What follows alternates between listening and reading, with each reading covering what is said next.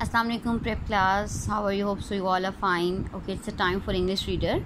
Students, we have done use of and. We will use and with e, o, u, means vowels. Okay, so let's revise from here.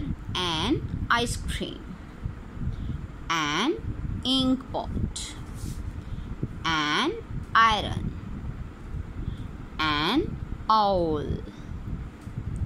an octopus.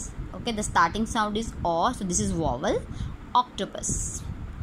An arrow, arrow, arrow. An ant, an axe, an ambulance, an ostrich. All starting sounds are vowel. An artist, artist. An arm, an arm.